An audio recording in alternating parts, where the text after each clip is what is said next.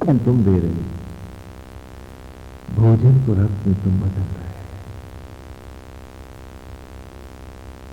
तो गोविंद, जब इसकी सांस तुम हो, धड़कन तुम हो, इसके जीवन का क्षण तुम हो, तो मैं केवल एक निमित्त पिता हूं, निमित्त बाबा हूं, दादी हूं, मां हूं, जो भी हूं। सत्य तो तुम्हें हो, क्योंकि आत्मा होकर तुम आज इसको सांस न दो, इसके पास सांसें हैं कहां? नारायण तुदयम वस्तु, ये तो तेरी चीज है, तू नहीं बनाई। हम खाली एक इंस्ट्रूमेंट ही तो है बनाने में, बना तो तू ही रहा है, इसको भी और हमको भी। लेकिन गोविंद, इस बाल रूप में तेरा सुंदर दर्शन मिलता रहा है और मेरा भक्ति का भाव जुड़ गया है, तो नारायण अपने स्वरूप को भी तो बना रहने दे। मेरी पूजा होती रहेगी, मैं इस रूप में भी तुम्हें भजना अथवा भजना चाहती हूं, तो गोपाल इसे भी रहने दे। मेरी प्रार्थना है, मर्जी तेरी है। मस्त होकर के हमने ईश्वर की पूजा की होती, मत भूलो, फिर याद करो कि टेलीपैथी है तुम में और उस बच्चे में। ये सारे भाव जो तुम में हैं, तुम्हारे ध्यान के कारण बच्चे में जा रहे हैं। तो अब इस पूजा में तुम बच्चे को क्या दे रहे हो? पूजा की मस्ती, आनंद, संपूर्ण आत्मविश्वास, मौत से लड़ने की सामर्थ्य, ईश्वर की खुशी, प्रेम और दया। बताओ, इससे बढ़िया दवाई और क्या है जो डॉक्टर दे सकता उस बच्चे को? तो जब तुम गीता को जीवन में उतारते हो, तभी पहली बार तुम गृहस्थ होते हो, पहली बार तुम किसी के भाई होते हो, पहली बार तुम किसी की पत्नी होते हो, और पहली बार तुम किसी के पति होते हो। पहली बार तुम्हारे संबंध होते हैं। अभी तो एक दूसरे को पीड़ाओं के संबंध और रिश्ते कायम किए हुए तुमने, क्योंकि जब तुम अपने को नहीं जानते, तुम दूसरों का सुख क्या दोगे? अरे कांटे भरे हैं जेब में, तो बांटोगे तो कांटे ही ना।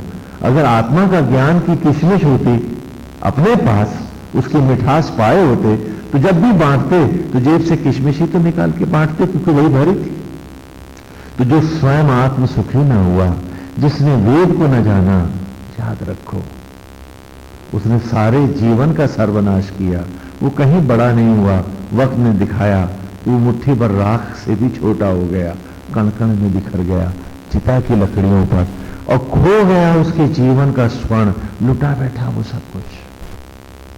इसलिए वेद को हम बड़ी गंभीरता से लें, इसके अमृत को हम अपने जीवन में बड़े व्यवहारिक होकर उतारें। सप्तम सूक्त में हम चल रहे हैं, आज सातवें सूक्त की चौथी ऋचा है। केंद्रवाजे सुनो। अब जिन्होंने ब्लैक बोर्ड से ऋचा और उसका अर्थ ले रखा है, अपनी कापियां खोलिए। केंद्रवाजे सुनो अब सहस प्रधने शुचा उग्रोग्रा भिरुति।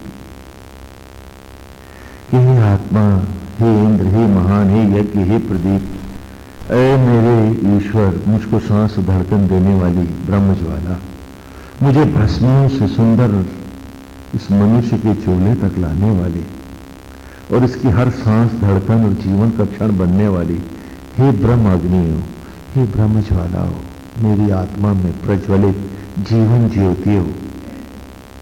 इंद्र, वाजेशु, वाज माने यज्ञ, वाजेशु, आज जो यज्ञ तुम कर रही हो, मेरे द्वारा दिए हुए उस अन्न को, भोजन को जो रस में बदल रही हो, मुझे जीवन का क्षण दे रही हो। हे मां, हे अंबा, हे ज्वाला, आज इन यज्ञों में नो माने ना, ना माने हमको,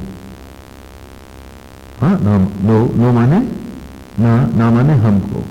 तो इंद्र वाजेशु, आज यज्ञों में हमको अवमाने ग्रहण करो, जलाओ, यज्ञ करो। आज ये संपूर्ण रूप मेरा, हर सांस मेरी जीवन का क्षण मां अर्पित है आपको। क्यों क्यों अर्पित है? क्योंकि मां, हमने जीवन के सत्य को पाया है, पहचान लिया है अपने आप को। हम जान रहे हैं कि जीवन स्थायित्व नहीं, यात्रा है। यहां मौत अनिवार्य है। तो यात्रा में गया व्यक्ति जरूरत भर सामान रखता है। यदि कुछ ज्यादा भी होता है तो उसको एफडी और ट्रेवलर चेक में बदल लेता है कि जब घर पहुंचूंगा अपने तो वहां कैश करा लूंगा। यहां क्या मतलब? इसलिए मां ये तन, ये जीवन, ये क्षण, इस सबको जला दे, अपने में ग्रहण कर। मैं कुछ मांगने नहीं, अब तो अर्पित होने आया हूं। वो जो नहीं जानते हैं स्वयं को, वो मांगते हैं तुमसे बहुत सारी भीख। मां हम जानते हैं आप बिना दिए, बिन मांगे देती हो। तो जो जरूरत भर तप और साधना के लिए चाहिए, उसके बाद नहीं कुछ चाहिए। और अब इसको भी जो साधा है, तप किया है, आज इसे भी अपने में ग्रहण करूंगा। मुझे मेरी ही ब्रह्म ज्वालाओं में, देवयान में जला दो, देवयान से गमन कराओ।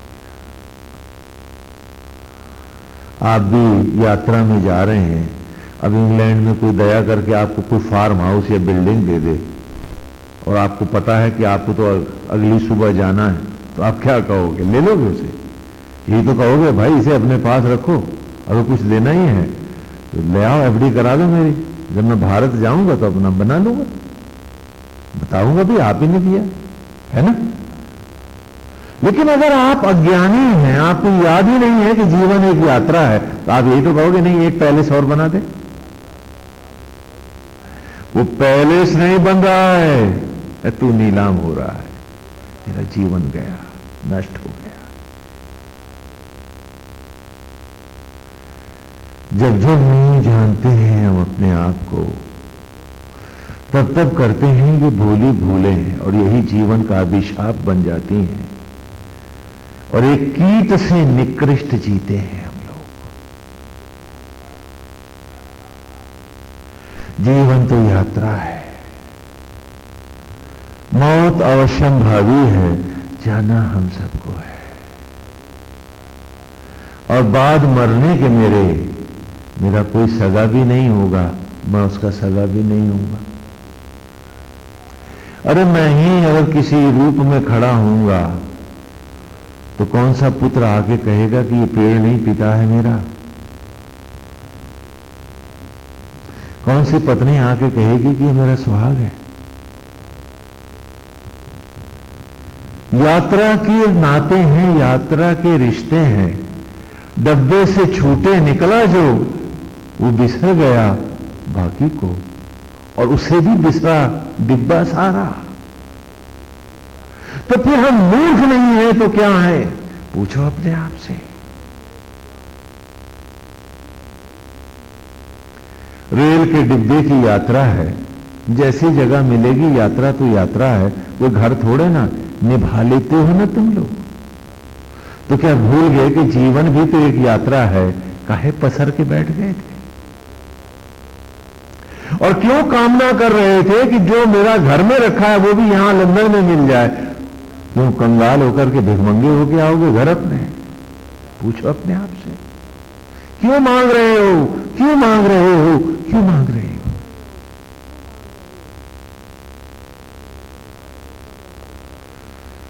क्योंकि जो यहां नगद कर रहा है वो घर में निर्धन हो रहा है। और यात्रा में बनाए महल तुम्हारे, यात्रा तो चलती रहेगी, महल ही तो छूट जाएंगे। और वो महल नहीं है, तुम्हारे जीवन का अर्जित तप है, वही तो छूट रहा है तुम्हारा।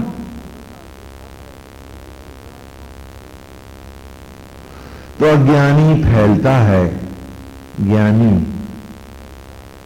एफडी करता है तप और साधना की, पुण्य की। अज्ञानी सब यही नगद करता है और निर्धन हो जाता है ईश्वर की राह में। और दुख, पीड़ा, चिंता, द्वेष में ईश्वर के द्वारा दिए जीवन के क्षणों के स्वर्ण को छितराता हुआ मुट्ठी भर राख में बदल जाता है। खो जाता है जीवन का सोना, न महल उसका, न मकान उसका, न नाता उसका, न रिश्ता उसका। दिख जाए जो कहीं स्वप्न में वो अपने ही रिश्तेदारों को, तो सारा घर डर जाता है कि अरे ये चुड़ैल बन गई, अरे वो पिशाच बन गया, पीछे पड़ गए। इनकी शांति करा, इनकी शुद्धि करा, भगाओ इनको मार। और फिर भी नहीं समझ पाते हो वेद की ऋचाओं को, सुनते भी हो, मूड़ी हिलाते हो, और फिर उसी आसक्त जगत के कीच में यथा हो जाते हो। क्यों हम सब ऐसा क्यों हो जाते हैं? हम पूछें अपने आप से। इस ऋचा में आज कह रहा है ऋषि, वो ऋषि जो बैठा है वन में, वो जो पूर्वज है तुम्हारा, जिसकी वंश संस्कृति और परंपरा हो तुम, औलादे हो तुम, कि जहां पेड़ों पर रुई के फाए बर्फ उतर आई है, जहां खामोशी चारों ओर बैठी है, अंधेरा हर ओर छाया हुआ है, और वहां उसकी यज्ञ की एक छोटी सी लपट जल रही है। वो ऋषि अकेला नहीं है, उसके भीतर उसका पूरा संसार है। आज वो ऋषि उन ज्वालाओं को प्रतीक रूप सामने रखकर अपने ही अंतर को कह रहा है। उस खामोशी में उसकी खामोश अनहद पुकार है, वो मौन है वो, लेकिन भीतर गूंज रहा है, और उसकी गूंज नारायण तक, आत्मा तक जा रही है। उसने ईश्वर को भी छू लिया है। केंद्र वाजे सुनो, कै ब्रह्म ज्वालाओ, आज यज्ञ में केवल सामग्री न लो, मुझे लो। भोजन को भी जब सामग्रीवत बनाया था, मां आप ही ने तो ग्रहण किया था। मेरे अंतर की ब्रह्म अग्नि, हे ज्योतियों, तुम्ही ने तो लिया था उसे। उस भोजन को यज्ञ के द्वारा मुझे ऊर्जा में, तेज में, शक्ति में, रक्त में, मांस में, मज्जा में लौटाया था। तो आज इसको भी पुनः यज्ञ में ले लो। मेरे सिमटने की क्षण है। मैं यात्रा को यात्रा मानता हूं, तो जो पाता हूं वो वहां के लिए चाहता हूं जो नित्य अवस्था है मेरी। तो इंद्रवाजे सुनो, आज जला दो सब। और क्या क्या जलाओ? सहस्त्र प्रध्यानेषु च। क्या माने? तथा। सहस्त्र माने हजार, असंख्य, अनगिनत। प्र माने विशिष्ट उपलब्धियां हैं जो मेरी जीवन की, आज उनको भी जला दो। जो मैंने पुण्य में कमाया है, और जो मेरा असत्य है, जो अज्ञान है, जो मेरे तथा कथित आसक्त नाते और रिश्ते हैं, आज उन सबको जला दो। उस ज्ञान और विज्ञान को भी जला दो, सबको आज जला दो, जिससे एक ही भाव में मैं एक रूप में, एक सांचे में ढल तो सकूं। आज जहां मन और विचार का भ्रम न रहे, जहां मेरा विचार मुझे प्रेतों की तरह यहां से वहां तक, वहां से वहां तक भगाता न रहे। जाना था भीतर अपने और भाग रहा था परछाइयों के पीछे, कभी कन्याकुमारी तो कभी कश्मीर, और न पढ़ पाया तो जीवन का एक क्षण अपना, और मान बैठा कि मैं बहुत ज्ञानी हूं, बड़ा विद्वान हूं मैं। तो कहा सहस्त्र प्रधनेषु च।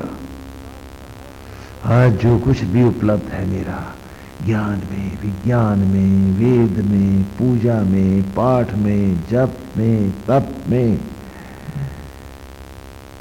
जो पुण्य है और जो पाप है, जो भ्रम है, आज उन सबको जला दो, सबको जला दो। कुछ न रहे पीछे। श्रीमद् भगवद गीता में भगवान वासुदेव कहते हैं कि हे अर्जुन, जिसने अपना सर्वस्व, पुण्य और पाप, अतृप्तियां और इच्छाएं सब मुझे अर्पित की, हे अर्जुन, वही मुझे प्राप्त हुआ। जिसने पुण्य, संभाल के अलग रखे और पाप छिपाता रहा, वो मुझे क्या पाएगा?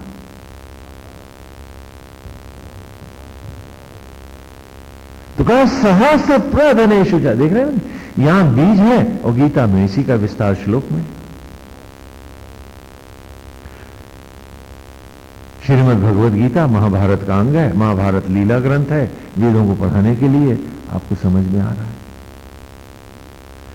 तो कहा इंद्रवाजे सुनो अब कि हे आत्मा ही यज्ञ, आज मुझे मेरे ही भीतर जलाओ, मैं पितृयान में नहीं यहां चलना चाहता हूं। क्यों? क्योंकि मैं तो इसी का होके, आप ही का होके जिया हूं। मैंने नाते को, रिश्ते को, आसक्त जगत को रामलीला का मंच माना है और यही मानकर जिया था। अन्यथा सबसे एक ही संबंध था, सिए राम में सब जग जाने। जैसे रामलीला पर मंच पर अभिनय करते हुए पात्र केवल पात्र होते हैं, राम और लक्ष्मण नहीं। तो उसी प्रकार जगत को रामलीला का मंच नाट्यशाला मानते हुए मान में, अपमान में, यश और अपयश में मैंने सदा आपको, आप अपने आप को, स्वयं को आपका निमित्त माना। किसी ने कहा भी कि तू सन्यासी है, चल तू गुरु बन, हम चेला बनेंगे। उनकी भावनाएं बहुत बली हुई, तो भी यही माना कि मंच पर अभिनय करता बालक जो राम का रूप लेता है, उस समय श्री राम ही तो कहलाता है। तो गुरु तो नारायण आप हैं, मैं निमित्त हूं आपका, नाटक समझ के निभा दूंगा।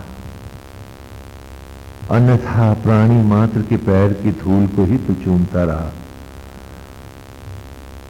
उसी को तो अपना चंदन तिलक बनाता रहा। इसलिए मुझे आज इस यज्ञ में चल जाने दो। तो इंद्र वाजे सुनो आप कि आत्मा है यज्ञ, मुझे अंगीकार करो, मुझे स्वीकार करो, क्योंकि मैं हर जगह आप ही का निमित्त रहा।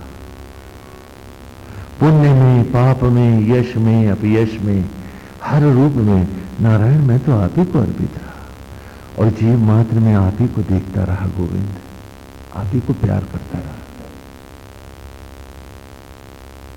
एक आत्मा से आगे कोई संबंध और नाता नहीं रखा है। तो मेरा नाता रिश्ता तो सब आप ही से रहा। आप ही को सबने देखा तो सबने भी आप ही को तो चाहा।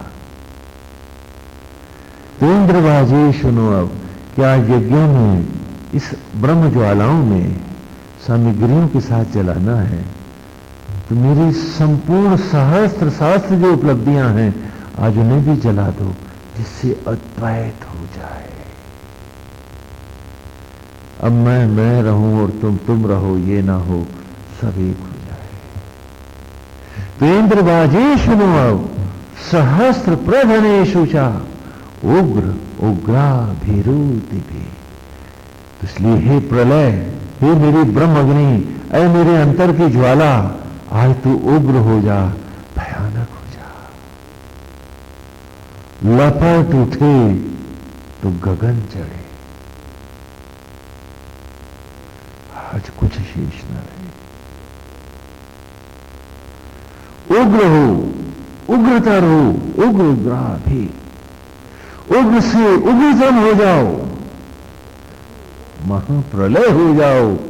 हर ओर कृष्ण की ज्योतियां हों, आज हर कृष्ण रूपी अग्नियां ज्वालाएं ही हर ओरों, चारों ओर से एक ही भाव रहे, रोम रोम उसमें ढलता रहे, जलता रहे, और ऊत भी और ज्योतियों में, जीवन रश्मियों में ही प्रकट होता रहे।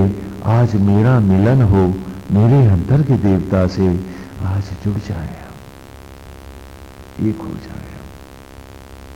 चौथे सूक्त में आए, उपना सवना गही सोमास्य सोम अपापित गोदा इद्रे वतो मदा। ये तन मंडप बना है और कितना सुंदर मंडप है ये, मेरा अपना शरीर। जब मेरे भीतर ये सब कुछ है, अरे तो मैं बाहर क्यों भाग रहा हूं? सत्य यहां बैठा है, परछाइयां क्यों ढूंढ रहा हूं? कि तन मंडप बना है, आत्मा ही श्रीवर है। वो जो संपूर्ण सगुण साकार को प्रकट करने वाला है, वो जो घट वासी है, आज इस देह रूपी मंडप में एक सुंदर अभिनव श्रीवर दूल्हा बन उतर आया है। और मंडप भी कितना सुंदर है, ऐसा आज तक किसी ने नहीं बनाया। क्योंकि बड़े बड़े शिल्पी और कारीगर बनाते हैं मुर्दा घर, ईंट और पत्थरों के मकान, चट्टानों से सोना चांदी भी लगा देते हैं। लेकिन मेरे स्तन रूपी मंडप को तो स्वयं परमात्मा ने बनाया है, जीवंत बनाया है। और सारे सचराचर को सूक्ष्म कर उसने इस मंडप में उतारा है, जहां कुमकुम और बिजलियों की जगह चांद, सितारे और नक्षत्र जगमगा रहे हैं। कोई ऐसी नदी नहीं, कोई ऐसा पर्वत नहीं जो समाया नहीं है मुझ में। चारों ओर दिव्य जगमग है, हर सुगंध घूमती यहां, जहां मेरे ही मन के देव भाव यक्ष, किन्नर और गंधर्व बनकर नृत्य और गान करते हैं। मिलन की बेला है, जीव गोपी है, आत्मा गोविंद है, मिलन है श्रीवर से। आज उस मंडप में मिलन है। मेरा इस रूप को न खोना, नहीं तो वेद खो जाएगा तुम्हारा। इसलिए दोहरा रहा हूं इसे कि हर ऋचा को यहीं बैठ के पढ़ो, यहीं बैठ के जानो, तो वेद एकदम समझ में आएगा। इसका माधुर्य, इसका रस, इसका अमृत, इसकी ज्योतियां सब पा जाओगे। कि पुनः सवना गई, कि जब श्रीवर पधार गए हैं तो समन की बारी है। विवाह से पूर्व वधू पति के जल से नहलाई जाती है और उसी जल का आचमन लेती है। इस स्नान का नाम सवन है। यज्ञ से पहले सामग्री को हम पवित्र करते हैं, हवन से पहले, उसको भी सवन कहते हैं। मृत्यु से पहले जब बूढ़े मृत शरीर को हम पवित्र करते हैं, नहलाते हैं, उस स्नान का नाम भी सवन है। और नवजात शिशु जब उत्पन्न होता है, उसको भी जब नहलाते हैं, उसे भी हम समन कहते हैं। आजकल आप सौर कहते हैं उसको, समन का ही अपभ्रंश है। तो कहा वो पुनः सवना गई, कि आज गोपी गोपाल की होने चली है, तो तन का सवन है ज्योतियों के जल से। और तन रूपी सामग्री को भी तो समन लेना है इन ब्रह्म ज्वालाओं में यज्ञ होने के लिए। क्योंकि शरीर भी तो अवरोध है, जब ये भी ना रहेगा तभी तो जीव और आत्मा एक हो जाएंगे, एक हो जाएंगे सदा सदा के लिए। तो पुनः सवना गई, सोमस ज्योतियों के जल से नहला रहा हूं, नहला रही हूं तन को, मन को, विचार को। ये जीव रूपी गोपी आत्मा श्रीवर ज्योतिर्मय है, तो ज्योति ही तो जल है अपा, और उसका आचमन भी सोमस्य अपा, ज्योतियों का अपा जल है पिब, और उसी का आचमन है। गोदा द्रेवतो मदा, और जैसे ज्योतियों को देने वाले सूरज के सामने ये पृथ्वी निरंतर उसकी भावरे और परिक्रमा ले रही है सूरज की, उन्मुक्त। आज वही नशा, वही मद मेरे आत्मा के प्रति आया है। मन है कि भावरे लिए जाता है, झूम झूम जाता है। आज मेरा मिलन है मुझसे।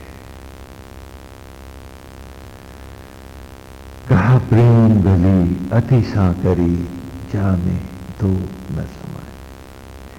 बाहर भी थे तो ही आत्मा, सबको नहीं, हम तो आप ही को प्यार कर रहे थे।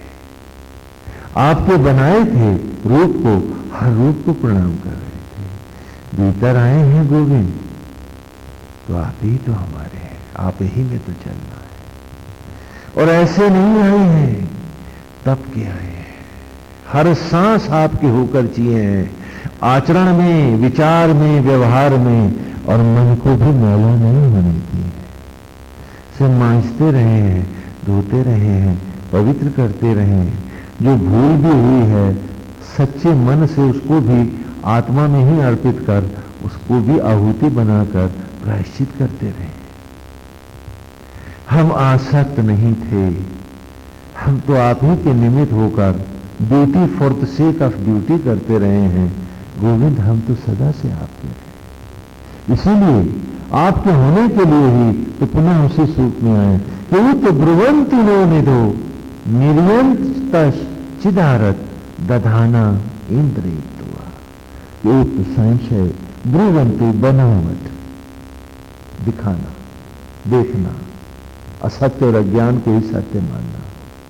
निरंतस उन सब को हम हटाते रहे, जलाते रहे, उन सब से दूर हट करके चिदारत एक ही भाव से हे महात्मा हम तुम में स्थित हुए, हमने मन को निर्मल किया था। तो दधाना इंद्रियत्वा, दधाना तो हमको भी आप वैसे ही धारण करें, हमें भी इन अग्नियों को ऐसे ही धारण कराएं जैसे समिधाओं को धारण कराते हैं। जैसे समिधाएं अर्थात लकड़ियां यज्ञ की अग्नि में जाकर लपट हो जाती हैं, लकड़ी बाकी नहीं रहती, समिधा समिधा नहीं रहती है। आज उसी प्रकार ही आत्मा आप हमको धारण करें। और आज की ऋचा में भी यही कह रहा है, इंद्रवाजे सुनो। बात वही है, मेरी मुझसे करीबी सामीप्य बढ़ रहा है, मैं मेरा हो रहा हूं और सत्य के पास हो रहा हूं।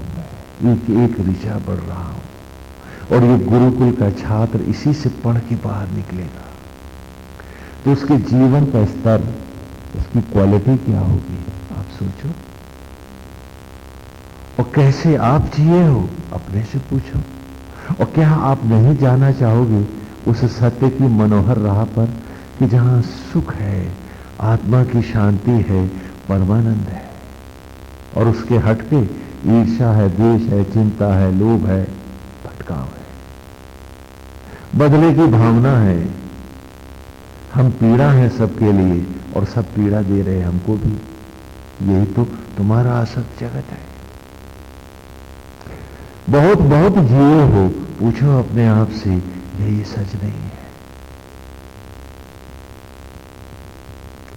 तो कहा इंद्रवाजे सुनो, अब ये आत्मा ही यज्ञ, आज मुझको भी सामग्री से अपने में ग्रहण कर। सहस्त्र प्रधन शुचा, और जो सहस्त्र सहस्त्र धन मैंने अर्जित किए थे, मेरा घर, मेरा भाई, मेरी पत्नी, मेरा परिवार, मेरे शिष्य, मेरा गुरुडम, आज इसको भी चला समाप्त कर दे। कोई सिद्धि शेष न रहे, एक गोविंद रहे, बस सब बाकी चल जाए आज। क्योंकि कुछ भी रह गया बाकी तो जन्म जन्म के भटकाओं में, पतित योनियों में ले जाएगा मुझे। वो मेरा पुण्य नहीं है, वो पाप है मेरा। आज उससे मन न हटे, दृष्टि न हटे, उसका रूप न हटे। आज ऐसा एकत्व हो कि उसी में डूबा, उसी का निमित्त बना, सबकी सेवा करता हुआ भी बस उसी की सेवा करता हूं। सबसे बोलता हुआ भी मैं किसी से बोलता, गोविंद से बोलता हूं। सबको पहचानता हुआ भी मैं किसी को पहचानता, नारायण को ही पहचान रहा हूं। और सबसे लेता हुआ भी मैं किसी से लेता, गोपाल दे रहा है। सबको देता हुआ भी मैं किसी को देता, गोविंद आप ही को अर्पित कर रहा हूं। आज सारे भाव, सारे विचार, मन, सुधि, सब कुछ जो सुधियां हैं मेरी, आज सब हे गोविंद आप ही में स्थिर हो जाए। नारायण अब सब शेष हो जाए, एक रूप रहे, एक रस रहे, एक याद रहे, एक ज्योति रहे आत्मा की। तो हे प्रभु, अरे मेरे अंतर की अग्नि, ए ब्रह्म ज्वाला, मैं तुम्हें सरस्वती कहूं, लक्ष्मी कहूं, जगदम्बा कहूं, हे तुम्हें ब्रह्मा कहूं, विष्णु कहूं, महेश कहूं, तुम्हें ओंकार कहूं, गायत्री कहूं, जो कुछ भी कहूं, ये सारे नाम तो आप ही के हैं और आप ही आत्मा होकर विराजते मुझ में, और मैं भटकता हूं बाहर, आपका द्रोही बनकर आपसे विपरीत भागता हूं मैं, और थोथे जगत के यशगान के लिए भटक रहा हूं, थोथे सम्मान के लिए भाग रहा हूं।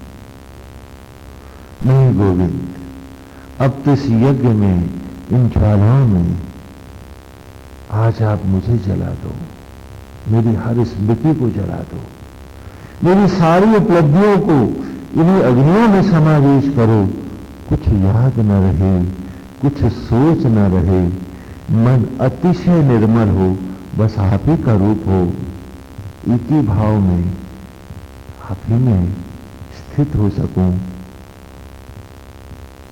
उद्धव सदा आपको देखता रहे, निरंतर देखता रहे उद्धव की कथा में। तो कहा इंद्रवाजी सुनो सहस पर, और कुछ याद न रहे, हर रूप में आपका रूप रहे, सबकी सेवा मंच की औपचारिकता के रूप में यथा नाटक यथा अभिनय निर्वाह करते हुए भी, हे गोविंद, उसी पात्र की भांति मैं आप ही में स्थित रहूं। आने वाला हर सम्मान आप ही का जानू, मान भी आपका जानू। गीता में कहा ना, स्थिति प्रज्ञ कौन है? तो अर्जुन जो पुण्य में, पाप में, यश में, अपयश में, मान में, अपमान में सम रहता है, विचलित नहीं होता है। तो कौन विचलित नहीं होता है? वो जो एक ही भाव से आपके रूप में समाधिस्थ हो जाता है। आज वही इस ऋचा में भी तो है। केंद्रवाजी सुनो आओ सहस प्रदने शुचा उग्र उग्राभिरोधि भी। क्या आज मेरे अंतर से वो प्रलय हो कि जिसमें सब कुछ ज्ञान विज्ञान सोच अपना पराया लेना देना यश अपयश ये सब चल जाए और सारे संसार में एक ही भाव आए, सिए राम में सब जग जाने की। गोविंद आप ही को सब में देखता हुआ, नारायण आप ही की महिमा को हर ओर जानता हुआ, प्राणी मात्र को आपकी बनाई हुई लीला स्थली मानता हुआ, आपके बनाए हर पात्र को आप ही सब पूज्य मानता हुआ, प्राणी मात्र के तलवों को चूमता हुआ, उनकी धूल को माथे का चंदन तिलक बनाता हुआ, नारायण ये जीव सदा सदा के लिए आप में ही व्याप्त हो जाए। और इस सूक्त के आरंभ में ही हमने कहा था कि इंद्रमिद गाथिनो बृहद इंद्रम अर्के भीर अर्किणा इंद्रम वाणी अनुषद। क्या आओ आज गीत गाएं अपनी ही आत्मा के ब्रह्म के। इंद्रमिद इंद्रम इंद्र इदम, हाँ इंद्रमिद, हाँ आओ आज आत्मा के गीत गाएं। ऐसे कैसे? गाथिनो गाएं गीत आत्मा के, अपने ही गोविंद के, अपने ही अंतर के गीत गाएं। उस महान बृहद, उस महान आत्मा को ही गुनगुनाएं। इंद्रम अर्के भी ही अर्किणा, कि ये आत्मा ही तो है जो सूर्यों की सूर्य है, महासूर्य है। गीता में वासुदेव कहते हैं कि हे अर्जुन, मैं सहस्त्रों सूर्यों को तेज देता हूं। बात नहीं समझ में आती कि आत्मा होके भीतर बैठे हैं और सहस्त्रों सूर्यों को तेज देते हैं। भला कैसे? एक सहस्त्र सूरज भी चमकने लगे और आत्मा ना हो शरीर में, तो क्या मुर्दे की आंख को रोशनी दिखेगी? बोलो, देख पाएगा वो मुर्दा? तो वो सारे सूरज एक आईना भर ही तो है कि जब मेरे आत्मा सूरज की रोशनी उन तक जाकर के पलटती है तो मुझे चमकती सी दिखती है। क्योंकि आत्मा रूपी सूर्य के हटते ही हर सूरज अंधियारा हो जाता है। उसका प्रकाश मेरी आंखों को चुंधिया नहीं पाता है, भास भी नहीं दे पाता है, दिखता भी तो नहीं है। तो कहा इंद्र मृदगाथ ही न बृहद, क्या वो आज उस महान आत्मा के गीत गाएं, वो जो संपूर्ण सचराचर को प्रकट करने वाला है, वो आत्मा होकर बैठा है भीतर अपने बनाए हर खिलौने में। कैसे बैठा है? जैसे कि स्वरूप कृत्नो मूतये, चौथे सूक्त की पहले ऋचा, स्वरूप कृत्नो मूतये सूद घाम एक गोदो है ज्यों असी देवी देवी। स्वरूप कृत्नो कि सारे सगुण साकार को प्रकट करने वाला, स्वरूप माने सगुण साकार को, आप सब जो है रूप, चेहरे, पेड़ पौधे, पशु पक्षी, सचराचर, वो कृत्नु करने वाला, प्रकट करने वाला कृत्नु कलाकार। और कैसा कलाकार? मूते, मूते माने बनने वाला, कि बनाता है चित्र को और बंध जाता है आत्मा होकर उसमें स्वयं।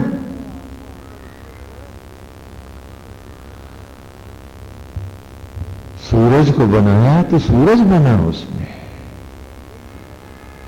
हर कृति को बनाया और स्वयं चितेरा अपनी कृति में आत्मा होकर बसा हुआ है। तो स्वरूप कृत्नो मूत है। पूछते हो कि वो कौन से बैकुंठ में, कौन से हेवन में, कौन से बाबा में और कौन सी विभूति में रहता है? अरे पगले, वो हम सब में रहता है, हम सब उसी की बनाए और हम सब की एक ही जात है, नारायण जात। हम सब का एक ही संप्रदाय है, नारायण संप्रदाय। बाकी सब मैन मेड है, अज्ञान से उत्पन्न है, नवज्ञानियों की बात है। तो कहा स्वरूप कृत्नो मूत है, बना रहा है चित्र और फंस रहा है चित्र में स्वयं। वो कैसे बनता है? सूद गाम गोदवे, और जैसे दुधारी गऊं का गोदवा दोहन करता है, उसी प्रकार आत्मा होकर वही तो बसा है कृष्ण हम सब में। वो ग्वाला बैठा है भीतर, वो क्या कर रहा है? ज्यों असी देवी देवी, श्रुआ लिए हाथ में अर्धचंद्राकार भाल तिलक, जिसका ऐसी सुंदर महिमामयी कांति वाला घट घट क्षण क्षण हम सब में ही तो यज्ञ कर रहा है, जिसके कारण ही तो भस्मियां अन्न और अन्न शिशु बन जाते हैं। ऐसा सुंदर है वो, और कितनी विचित्र लीला है उसकी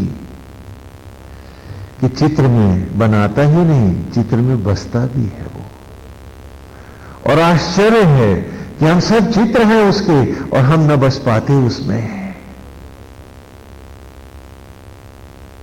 हम न मिल पाते उससे। तो इस ऋचा में, 7वें सूक्त की प्रथम ऋचा में उसी चितेरे की बात करते हैं हम कि इंद्र मृदगाथ ही नो बृहद,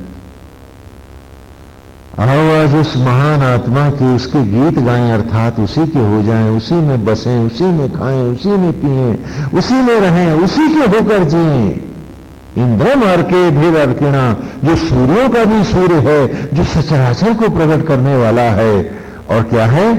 इंद्रम वाणी अनुशत, यहां इंद्रम का अर्थ मन से है, मन से, वाणी से, सभी प्रकार से आओ आज गोविंद का ही अनुसरण करें, गोविंद गाएं, गोविंद जिएं, गोविंद में रहें, सचराचर में को गोविंद में माने और अपने मन को गोविंद का अतिशय निर्मल गोकुल बना दें। गो माने इंद्रियों का कुल परिवार, वो तो मन है। तो आओ आज इस मन को गोकुल बनाएं, कृष्ण ही कृष्ण बसाएं, ज्योति ही ज्योति बना दें। तो इंद्रम अर्के भी अर्किणा, इंद्रम वाणी अनुषद। और कैसे बसाएं उसको, तो हमने दूसरी ऋचा में लिया है, इसी सूक्त में कि दूसरी ऋचा कि इंद्र दर्यो सचा समीश्ल आ वचो योजा, इंद्रो वज्री हिरण्य। कि आत्मा से जुड़ो ऐसे, सचा माने संयुक्त होना। इंद्र आत्मा, अरे श्रेष्ठ, तो इंद्र इधर ये सचा, आओ आज अपने श्रेष्ठ आत्मा से, अपने ही अंतर से कैसे जुड़े? इंद्र इधर ये सचा, कैसे जुड़ जाए? समिश्र आ वचो योजा, जैसे सूरज जब जुड़ता है ज्वाला से तो वो ग्रह नहीं रहता, सभी ग्रहों की आत्मा हो जाता है। आओ अपनी ही आत्मा सूरज से ऐसे ही जुड़े हैं आज हम कि सब ज्योति ज्योति हो जाए, न मन में मैल रहे, न लोभ रहे, न इच्छा रहे। आज सब कुछ ऐसे ही लोप हो जाए जैसे सूरज लपट हो गया है। आओ हम भी अपनी आत्मा से जुड़ें, देव आत्मा है, देव यान से चलें, आत्मा से अद्वैत करें, आत्मास्थ हो जाए। आज ऐसे ही जुड़ें जैसे सूरज से जुड़ती हैं ज्योतियां। चलो अपनी आत्मा में खो जाए। और जुड़ती हैं ज्योतियां जब ग्रह से तो वो सुनहरा वज्र हो जाता है। वज्र उसको कहते हैं वज्री हिरण्य, हिरण्य माने गोल्डन, वज्री माने जो अभेद्य है, जो अकाट्य है, जिसे कोई पार नहीं कर सकता, जिसे कोई तोड़ नहीं सकता, जिसे कोई मार नहीं सकता। आओ ऐसे सुनहरा वज्र ज्योतियों का जो आत्मा की अग्नियों में मेरी प्रज्वलित है, आओ उसमें समा जाएं। आओ आज हम भी मन से, वचन से, कर्म से, सभी प्रकार से आत्मस्थ हों और उन्हीं अग्नियों में समा एक सुनहरे वज्र हो जाएं, आवागमन की सीमाओं को तोड़ें। आओ आज आत्मा में खो जाएं। आओ आज हम सब आत्मस्थ हो जाएं। और यहां हमें याद है कि हमने हर ऋचा के हर सूक्त के अंत की ऋचा में कुछ कामना की है, कुछ संकल्प लिए हैं। पहले सूक्त की जो नई ऋचा है उसमें हमने एक कसम खाई थी, वेद सुने ही नहीं थे, हमने यहां बैठ के संकल्प भी लिया था। क्या कि साना पितेव सुनवे अग्नि सुपायनुभव सचस्वा न स्वस्थ है। जैसे पुत्र अपने पिता से सारी शोभाओं को पाता है, उसका नाम लेता है, रूप लेता है, गुण लेता है, गोत्र लेता है, नहीं लेता, उसकी उपलब्धियों को भी प्राप्त करता है। उसी प्रकार आत्मा पिता है, हम पुत्र हैं उसके, धिक्कार है उससे कि वो दाता है और हम भिखमंगे हैं, याचक हैं। तो आज हम भी अपने पिता की राह चलकर, पिता के नक्शे कदम चलकर पिता से वो सब ग्रहण करेंगे जो पुत्र पाता है। हम उसकी सामर्थ्य को लाएंगे, हम सिद्ध करेंगे कि हम पुत्र हैं उसके, आसक्त नहीं है। ईर्ष्या, द्वेष, घृणा, लोभ और आसक्तियों में डूबे, केवल भ्रमित, स्वयं को और संसार को नोचने वाले पिशाच नहीं है। सा ना पितेव सुनवे अग्ने, उसी प्रकार जैसे पुत्र पिता की शोभाओं को पाता है, हे आत्मा, हे यज्ञ, हम उसको पाके दिखाएं, सुपायनुभव, उसकी शोभाओं से युक्त होकर दिखाएंगे। सचस्वा न स्वस्थ है, कि उसी से सचस्वा जुड़ेंगे, संयुक्त होंगे, ना हम और स्वस्थ है और आत्मा में स्थित होकर दिखाएंगे, आत्मस्थ होकर दिखाएंगे। ये पहला संकल्प था हमारा। फिर दूसरे सूक्त की अंतिम ऋचा में हमने कहा, कविनो मित्रा वरुणा तुम जाता उरुक्षया दक्षम दधाते अपसम।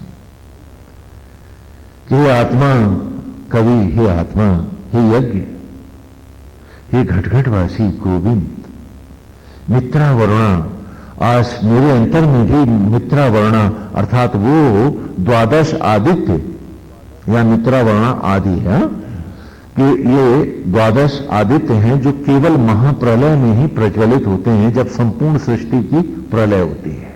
तो क्या कह रहा है यहां कि हे कवि, कवि नो माने ना हमारे, हे आत्मा हमारे, मित्रा वरुणा, मेरे अंतर में भी मैं उन्हीं प्रलय की अग्नियों को जलाऊं, आप कृपा करो वो प्रज्वलित हो जाएं।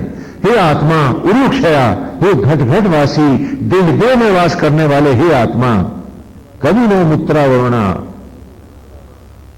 तू ही जाता उरुक्षया, कि मैं आज उन्हीं प्रलय में जल करके एक नया रूप पाऊं। क्योंकि जब जब प्रलय हुई, भस्मी से प्रलय हुई तो अन्न बना, अन्न से प्रलय हुई तो ये नर रूप पाया। अब इसकी भी प्रलय करो कि देवत्व को जाऊं मैं। दक्षिण दगाते अपसम, अग्नियों के द्वारा ही उत्थान, पतन से उत्थान की ओर लाने वाले ये आत्मा, मेरे अंतर को प्रलय दो, प्रलय की ज्वाला दो। और इस प्रकार वही सूक्त है, वही बात है जो निरंतर गूंजती हुई इस ऋषि में ऋचा ऋचा हम फिर दोहराते जा रहे हैं। क्या ये कभी हमारे आचरण में आएगी? क्या कभी हमारा व्यवहार भी इतना मनोरम और सुंदर बन पाएगा? क्या सचमुच हम उस ईश्वर के हो पाएंगे? आज संकल्प है हमारा, और कितना सुंदर संकल्प है कि भगवान ये नहीं कह रहा तुमसे कि तुम अपनी ड्यूटीज छोड़ दो। वो ये नहीं कह रहा कि तुम घर द्वार से भाग जाओ। वो कह रहा है इस घर में आत्मस्थ होके जी के दिखला दो, सत्यनिष्ठ होके बताओ मुझे। पुत्र हो मेरे, आप ही का बेटा अगर जीवन भर अज्ञानी रहे, पहली से दूसरी क्लास तक ना आ पाए, वहीं भटकता रहे, तो क्या आप प्रसन्न होगे? तो क्या में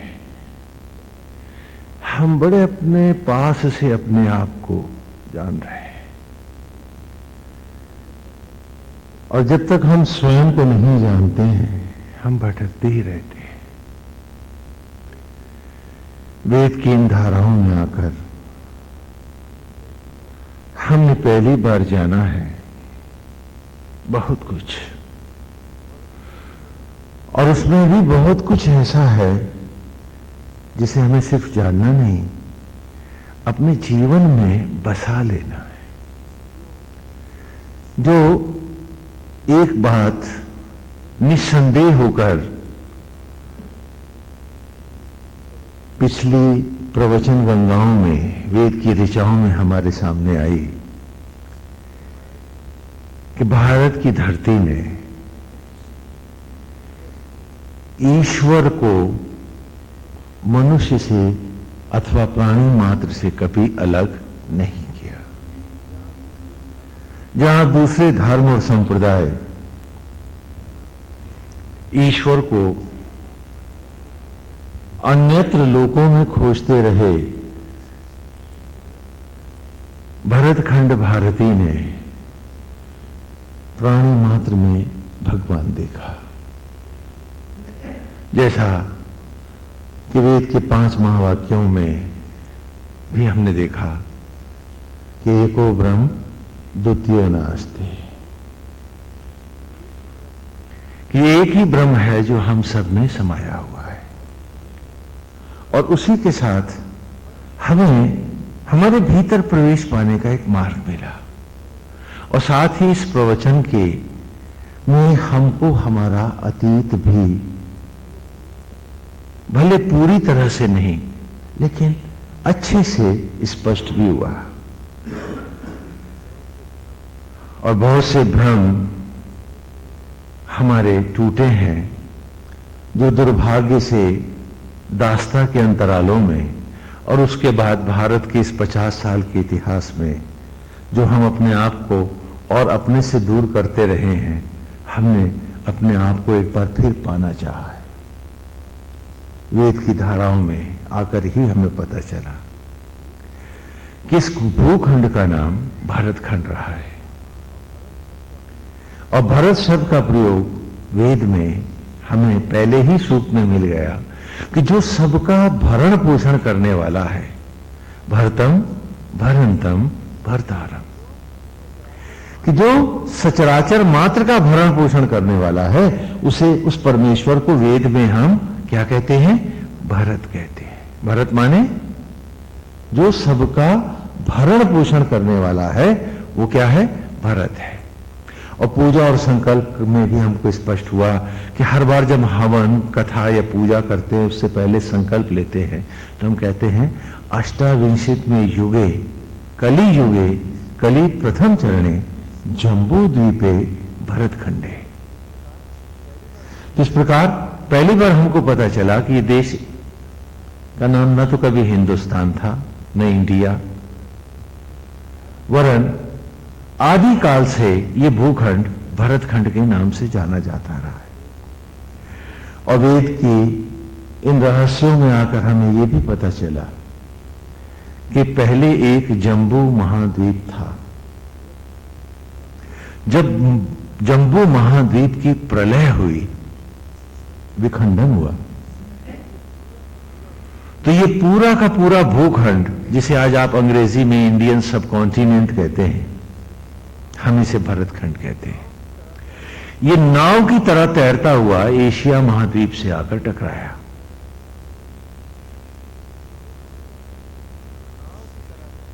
तो नाव की तरह बहता हुआ ये जब आकर के टकराया एशिया महाद्वीप से, तो ये इसका पार्ट बना। और आज सारा विश्व मानता है कि ये अभी भी द्वीप से पूरी तरह जुड़ा नहीं है, प्लेटों पर प्लेटें रखी हैं और पूरा का पूरा ये भूखंड सीलोन समेत फ्लोट कर रहा है, तैर रहा है और बराबर ऊपर उठ भी रहा है। तो अतीत की कथाओं में, चाहे वो मनु की है या किसी की है, वो एक दैवी घटना की ओर सभी धर्मों में संकेत मिला है। नोहा की भी नाव बनी, मनु की भी नाव थी। तो वस्तुतः ये भूखंड ही नाव की तरह तैरते हुए जब इधर उधर छितराए और इस प्रकार से दोबारा द्वीपों का नया जो संगठन बने, वो आज हम देखते हैं। और उसमें एक बात और बहुत ही स्पष्ट हमको हो गई कि श्री राम की कथा जो त्रेता युग में है, वस्तुतः जम्बू द्वीप के प्रलय से पहले की कहानी है। क्योंकि जहां जहां जम्बू द्वीप के टुकड़े टूट टूट कर गए, वहां वहां राम संस्कृति गई। इंडोनेशिया में भी भगवान राम की पूजा है, हमसे अच्छी है। हालांकि वो सारा देश समय के साथ वक्त की आंधियों को झेलता हुआ एक दूसरे धर्म, जिसे इस्लाम कहते हैं, उसको मान बैठा। लेकिन फिर भी राम, लक्ष्मण, जानकी और हनुमान आज भी उनके रोम रोम में समाये हुए हैं और रामलीलाएं, राम कथाएं वो वैसी ही करते हैं। राम हमें अंकोर वाट के मंदिरों में भी मिलता है, जो पुनः इस बात का स्पष्ट संकेत है कि जहां जहां वो भूखंड और उसके साथ वहां मानव जाति गई, वहां वहां राम गया। राम की कथाओं में श्री कृष्ण की कोई चर्चा नहीं है। इससे भी स्पष्ट है कि इस विघटन के उपरांत ही की कृष्ण की कथा है, और जो आज से लगभग 6000 वर्ष पूर्व की है, और राम की कथा आज से लगभग 10 लाख वर्ष पूर्व की कहानी है। और इस प्रकार जब ये भूखंड आकर टकराया तो ये भरतखंड बना। इसीलिए आज भी हमारे पूजा और संकल्प में आता है, अष्टाविंशित में युगे जम्बू द्वीपे भरतखंडे। हां, तो इससे भी स्पष्ट है कि हम न तो किसी बाहरी जाति से, ईरानियों से जुड़कर आर्य बने थे, यह भी भ्रम है। हां, और हिंदू शब्द का प्रयोग आपके किसी धर्म ग्रंथ में भी नहीं है। वस्तुतः हमने ये भी वेद में जाना कि हमारा जाति संज्ञक नाम भारत है, क्योंकि हमारी मान्यताओं का ईश्वर घटघटवासी है, आत्मा होकर हम सब में बैठा है और वेद की हर ऋचा में हम इसी को पढ़ रहे हैं। गीता में भी भगवान ने कहा है कि ब्रह्मों में परम ब्रह्म, रुद्रों में शंकर, वैष्णवों में महाविष्णु, धनुर्धारियों में राम, छंदों में गायत्री, प्राणों में ओंकार और संपूर्ण भूत प्राणियों के हृदय में वास करने वाला आत्मा ही अर्जुन मैं हूं। तो स्पष्ट है कि ब्रह्मा कहूं, विष्णु कहूं, महेश कहूं, हां, गायत्री कहूं, ओंकार कहूं, ये सारे के सारे नाम तुम्हारी आत्मा के ही पर्यायवाची हैं। वह आत्मा जो आज भी तुम्हारे देह में जूठे अन्न को रक्त में बदल रहा है, वही शबरी का राम है।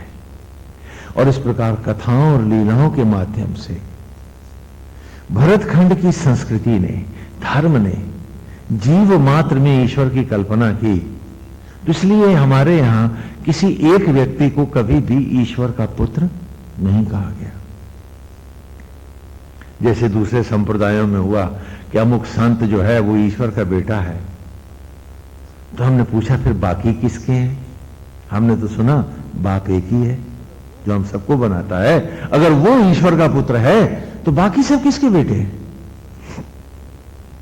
तो हमने देखा कि सनातन धर्म ने सम्यक भाव से जीव मात्र को भारत कहा है, ईश्वर का पुत्र कहा है। आप सब जब अपने को भारत कहते हैं तो अपने आप को ईश्वर की औलाद मानते हैं अथवा ईश्वर द्वारा बनाया हुआ मानते हैं। यहां मनुष्य मात्र में कोई भेद नहीं रहा है। जैसा कि अभी हम ऋग्वेद में चल रहे हैं, धीरे धीरे हम अथर्ववेद तक आएंगे। चारों वेदों को एक एक करके चलेंगे। अभी वर्तमान में हम मधुचंदा ऋषि को पढ़ रहे हैं और मधुचंदा ऋषि के बाद फिर आएंगे कण्व, मेधा, तिथि, जो अगले ऋषि होंगे, और उनकी ऋचाएं भी बड़ी ही अमृत में है। अथर्ववेद अथर्वण ऋषि के द्वारा संकलित है। चारों वेदों में जो ऋग्वेद है वो एक प्रकार से अंतिम चरण हम मानते रहे हैं, लेकिन महाभारत काल के उपरांत ऐसा नहीं हुआ। हर ऋषि परंपरा उस गुरुकुल की शिक्षा का सूत्र बन गए, इसलिए चारों वेद गुरुकुल के हैं, ऐसा आप जानिए। हर ऋषि का मतलब यह है कि प्रत्येक गुरुकुल अपने छात्रों को यथा ऋषि कैसे पढ़ाता था वो संकलन चारों वेद है। अब यहां पर यह भी हमें संदेह नहीं करना चाहिए। अक्सर लोग पूछते हैं, स्वामी जी ये ऋषियों का संकलन है या ब्रह्मा जी की वाणी है?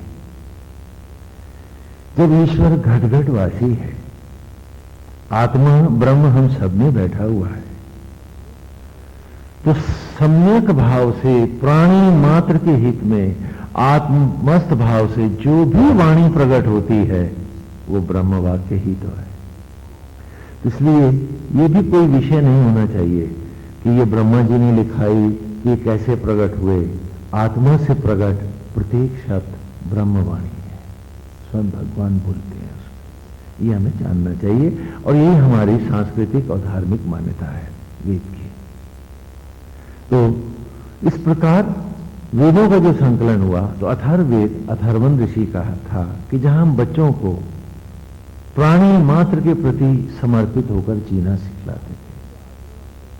कहा कि जिसके आचरण और व्यवहार में ईश्वर नहीं, भगवान नहीं है, जिसका मन मैला है, उसकी पूजा का भी मतलब नहीं होता है। दुर्भाग्य से आज हम इन वेदों को शिक्षा का अंग आज भी नहीं बना पाए, इसलिए मैले मन लिए हम केवल पूजा पाठ के एक निमित्त नाटक करते हैं, जबकि सत्य क्या था कि जगत नाट्यशाला है, आत्मा ही सत्य है। और यहां जगत सत्य हो गया, आसक्त जीवन सत्य बन बैठा और ईश्वर के प्रति हमारा केवल एक कर्टसी का, औपचारिकता का रिश्ता भर रह गया।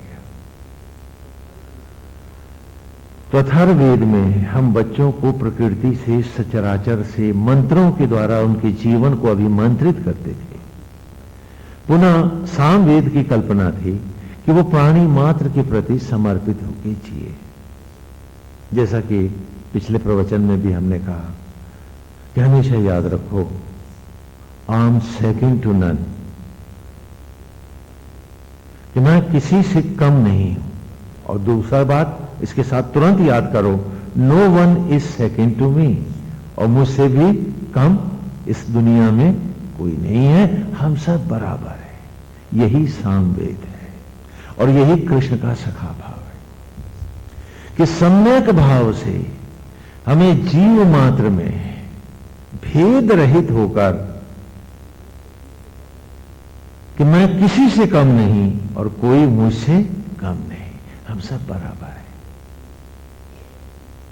ये रहस्य भी वेद का हमारे सामने इन ऋचाओं में खुला कि हम भरत खंड के भारत हैं। स्वर्ग और नर्क भी यदि हम शाब्दिक अर्थ में भी जाएं तो वो भी आप ही की बात है। स्वर्ग में दो शब्द हैं, स्व, धन, अर्घ। अर्घ कहते हैं अर्गला कुंडी को कहते हैं। तो स्व माने आत्मा, अर्घ माने सीमा। आत्मा की सीमा में हम सब जब सीमित होते हैं, आत्मस्थ होते हैं, तो हम कहां रहते हैं? स्वर्ग में रहते हैं। और न धन अर्घ नर्क। जब हम आत्मा की सत्ता को भूलकर मेरा तेरा अपना पराया पैसा बैंक नाता रिश्ता इसको सत्ता मानकर जीते हैं, आत्मा रूपी सूर्य से रहित होकर उसे भुला के जीते हैं, तो हम कहां जीते हैं? न धनार्क नर्क में जीते हैं। ये नहीं कि मरने के बाद जीते हैं, जीते जीते नर्क में रहते हैं। तो यहां सारी कल्पनाएं अद्भुत ढंग से वेद की ऋचाओं ने कहा कि जो सचराचर में है उसमें ऐसा कुछ नहीं है जो तुझ में नहीं है। जैसे बीज में सारे वृक्ष की कल्पना होती है, पत्तियां, तना, क्योंकि जो उसमें नहीं है, बीज में नहीं है, आगे पेड़ में भी नहीं होगा। तो उसी प्रकार तू सचराचर का सूक्ष्माति सूक्ष्म बिंदु है, कण है, कण है। और तुझ में सूक्ष्म अति सूक्ष्म होकर वह आत्मा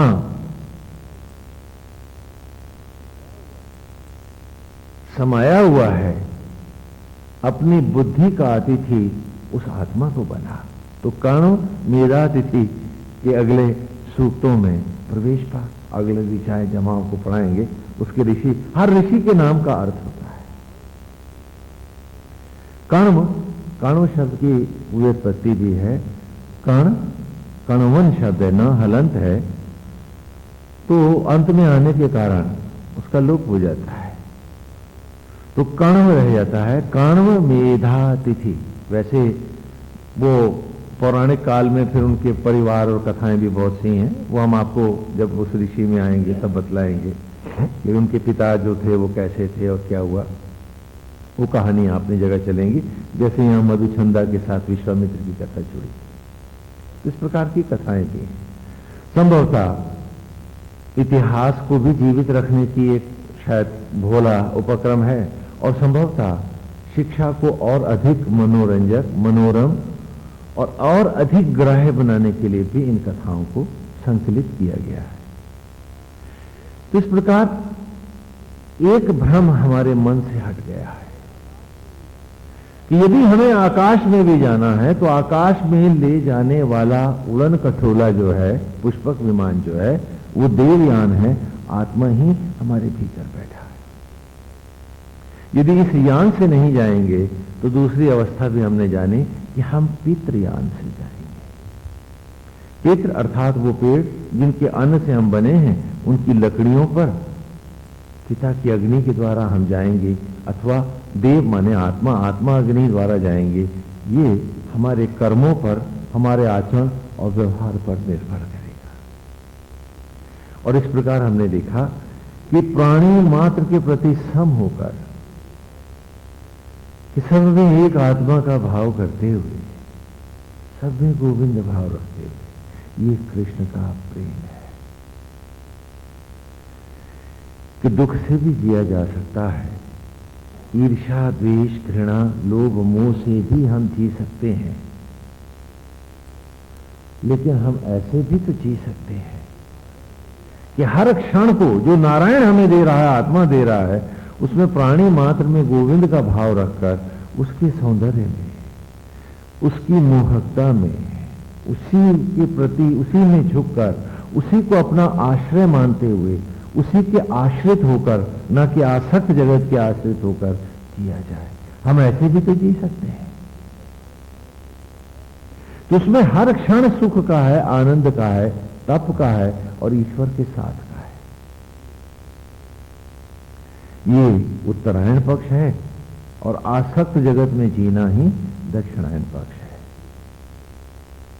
कुछ दिन के बाद हम लोग मकर संक्रांति भी मनाएंगे, यहां पर आप सब पधारेंगे और सभी को सूचित करेंगे। गोविंद।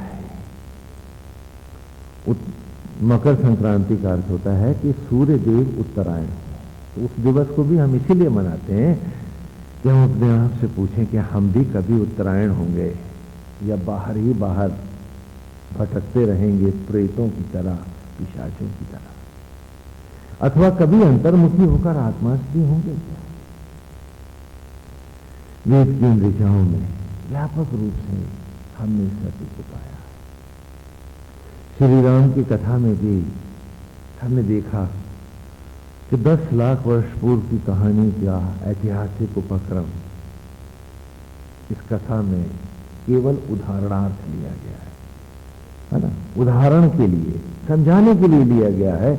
अन्यथा गुरुकुल शिक्षा में श्री राम कथा, रामायण आदि हर बालक को उसका स्वरूप पढ़ाने के लिए थी, उसके जीवन को आत्मा रूपी रस से जोड़कर उसके जीवन को अमृत बनाने के लिए है कि जहां दशरथ 10 इंद्रियों को लगाम लगाने वाला, रचने वाला आत्मा ही दशरथ है, और 10 इंद्रियों को 10 मुंह बनाने वाला मन ही दशानन रावण है। तो मन ही दशरथ है, मन ही दशानन है, अजर अमर अविनाशी घटघटवासी आत्मा ही परमात्मा का लीला अवतार है, इसलिए श्री राम है। और ये देह प्रकृति प्रवृत्ति यही धरती की बेटी है, भूमि सुता है, जो भस्मी से अन्न और अन्न से इस देह के रूप को पाई। ये जीव और इसकी प्रकृति क्या है, ये जानती है। और इस प्रकार बालक के जीवन की संपूर्ण अवस्थाओं को श्री राम कथा में बड़े ही व्यवहारिक रूप से एक एक पात्र जो है मेरे जीवन के भाव हैं, जिन्हें संत ऋषि और मनीषी जन वेद पढ़ाने के लिए इन कथाओं को एक लीला अर्थात नाटक के रूप में ग्रहण करते हुए छोटे बच्चों को इनकी ऋचाओं का अभ्यास कराते रहे। और इस प्रकार ये वेद की गंगा निरंतर पीढ़ियों के मन को धोती रही है। मन को हम नहीं पहचानते। मन इतना बलशाली है कि इसके पास 1000 हाथियों की शक्ति है। इसी मन को हमने हिरण्यकशिपु में पढ़ा। हिरण्य माने सुनहरा और कशिपु माने बिस्तर। ये विषाद मिथ्याभिमानी ये मन ही तो हिरण्यकशिपु है, और इसका बेटा है प्रहलाद। क्योंकि इंद्रियों के अर्जन से अर्जित है, इसलिए इंद्र का पुत्र है, अर्थात ऐन्द्र है, अर्जुन है, चीफ महाभारत में भी। तो यहां हिरण्यकशिपु का पुत्र है प्रहलाद। प्र माने दिव्य, अजर, अमर, और हलाद माने मस्ती। आत्मा की दिव्य मस्ती जो है उसी को यहां प्रहलाद कहा है। मुआंद विषांत मन को जो कहता है कि मैं करता हूं, मैं भगवान से भी ऊपर हूं, ये क्या है, हिरण्यकशिपु। और इस मन को, हिरण्यकशिपु को ब्रह्मा का वरदान भी है कि ना ये दिन में मरता, न ये रात में मरता, न ये धरती पर मरता, न ये आकाश में मरता। जल थल में कोई इसे मार नहीं सकता, अस्त्र शस्त्र से कट नहीं सकता। मनुष्य, देवता, यहां तक कि ईश्वर भी, पशु भी इसे मार नहीं सकता। ये अस्त्र से नहीं मरता, ये शस्त्र से नहीं मरता, ये मन महाबलशाली है। यदि आपने इस पर नियंत्रण पाया तो आप दशरथ हो गए, और यदि इसने तुम पर नियंत्रण पाया तो ये बन के रावण तुम्हारे जीवन का सर्वनाश कर देगा। और दूसरों को उपदेश देते रहोगे, स्वयं महानर्क के गड्ढे में जाके तुम्हारा फिर उद्धार नहीं। और थोथे दंभ लिए घूमोगे कि तुम सही हो और बाकी सब गलत है। मिथ्या मानती, झूठ है, ये पाप है, एक ऐसा विष है जिसको पीने के बाद उसके जीवन का हर क्षण विषाद और विषैला हो जाता है, और वो इसी दंभ में पड़ा रहता है कि वही सही है, बाकी सब गलत है। ये मन महाबलशाली है, और ये मन ही खेत है, हम सब बोते सींचते हैं इसको। वो जो दंभ से, क्रोध से, ईर्ष्या और द्वेष से लोभ मोह और आसक्ति के बीजों से मन की खेती को बो रहे हैं, तो जो बोएंगे वही तो काट के खाएंगे और वही बैसार बनेगा आगे उनकी वंश और पीढ़ियों के लिए। इसीलिए गुरुकुल शिक्षा में मन को पवित्रतम बनाना और मन की खेती में ईश्वर प्रेम के बीज ही डालना, वंश और पीढ़ियां अमर रहेंगी और तुम भी अमरत्व पाओगे। इसी कल्पना के साथ हम देख रहे हैं कि ऋग्वेद का पहला ऋषि मधुचंदा, जिसका आश्रम भी सौभाग्य से उत्तर भारत में ही था, और ये अल्मोड़ा से करीब 50-60 किलोमीटर और ऊपर पहाड़ के ऊपर, जो अब नहीं, ये वही स्थान था जहां बागेश्वर घाटी जो थी, ये उसकी शिक्षा का क्षेत्र था, जहां नदियों के किनारे बालक शिल्प आदि के प्रैक्टिस के लिए मंदिर बनाते थे, जो आज भी खंडरों के रूप में हजारों मंदिर नदियों के किनारे खड़े हैं। लोग नहीं जानते हैं कौन किसने बनाए, क्यों बनाए, जबकि वो प्रैक्टिकल करने के स्थान थे। गुरुकुल वही ऋषि है जिसे हम आज पढ़ रहे हैं, जहां पर्वतों पर शिक्षा ग्रहण करने हमारे ही पूर्वज बाल्यावस्था में जाते थे। ये उसी ऋषि का ये सूक्त है जिसे आज हम फिर पढ़ रहे हैं कि मन को धो ले, मन को निर्मल बना ले, तेरा जीवन सार्थक हो जाएगा। आज तुम किसी से घृणा नहीं करते। जब भी तुम किसी से घृणा करते हो, किसी से बदले की भावना रखते हो, किसी के लिए तुम्हारे मन में कड़वाहट है, मालूम क्या कर रहे हो? अपने मन को जहरीला बना रहे हो, सड़ांध बो रहे हो, दुर्गंध बीज रहे हो, पाप खाओगे। तो वेद का ऋषि बालक के मन को पवित्रतम बनाना चाहता है। मन मैला तो तुम कमा नहीं रहे, सर्वनाश अपना स्वयं कर रहे। तुम किसी से घृणा नहीं करते, तुम किसी से द्वेष नहीं करते, और जब भी तुम किसी से के ऊपर अपने आप को बिठाना चाहते हो कि मेरा महत्व तुमसे ज्यादा है, तुम बहुत बौने हो जाते हो, तुम्हारा महत्व खो जाता है, बहुत घटिया हो जाते हो। इसलिए भारत की संस्कृति में गुरु और शिष्य की भी परंपरा बड़ी अद्भुत रही है कि बालक गुरुकुल में जाता है, परिवार भी साथ में होता है उसके, और वो उनसे कहता है कि मैं आपको अपना गुरु धारण करना चाहता हूं, मुझे शिष्य रूप में ग्रहण करें। तो ऋषि, तपस्वी, सन्यासी जो उस गुरुकुल के अधिष्ठाता है, वो मुस्कुराकर उसे उत्तर देते हैं, ये विनम्र भाव ही तो तुम्हारा ग्राह्यता का प्रतीक है। जो विनम्र नहीं है वो कुछ पाता नहीं है। जिसके पास विनम्रता नहीं है उसको मरा हुआ समझो, वो जीते जी मर गया। ये तुम्हारी विनम्रता है कि तुम मेरे शिष्य बनना चाहते हो, मुझे गुरु रूप में धारण करना चाहते हो, ये उचित है।